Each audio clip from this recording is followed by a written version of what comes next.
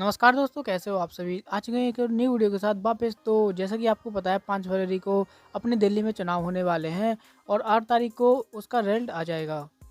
तो आपको क्या लगता है कि अरविंद केजरीवाल इस बार दिल्ली में कमाल कर पाएंगे या फिर बीजेपी बाजी मार जाएगी दोबारा से?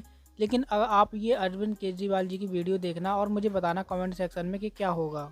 इस वीडियो को बनाने का पर्पज़ सिर्फ नॉलेज के लिए है और आपकी जानकारी के लिए है, और इस वीडियो से हम किसी को हेट नहीं फैला रहे हैं, तो कृपया करके कोई अशब्द कमेंट मत करें। मुझे फर्जीवाल कहते हैं और आपको लुटी हुई जनता।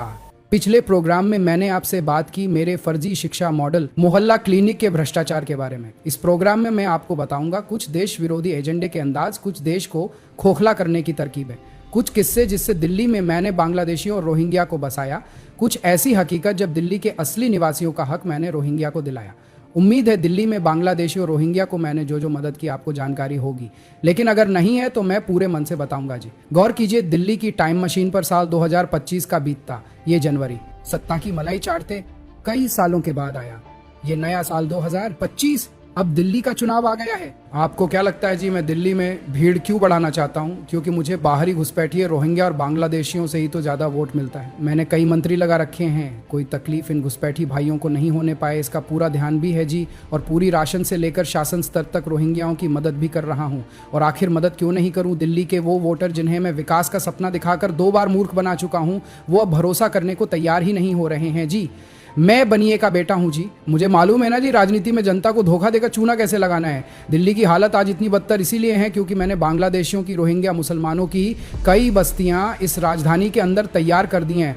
दिल्ली के यमुना बाजार, लोहे के पुल के आसपास बसी झुग्गी बस्तियों, बवाना, जहांगीरपुरी, सीमापुरी जैसे इलाकों में ये बस्तियां जाकर आप देखिए। जब बात राष्ट्रभक्ति की आती है तो मैं सेना के सर्जिकल स्ट्राइक को झूठा बता देता हूं। मेरे इरादे एकदम दूध से सफेद और स्पष्ट हैं।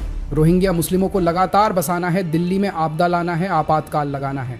मैं ढीठ भी हूं, अपने चुनावी वादों को गजनी की तरह भूल जाना मेरी आदत है। मेरे सारे मंत्री जेल गए, मैं जेल गया जी, लेकिन मैंने भीतर के डर को बाहर नहीं आने दिया है।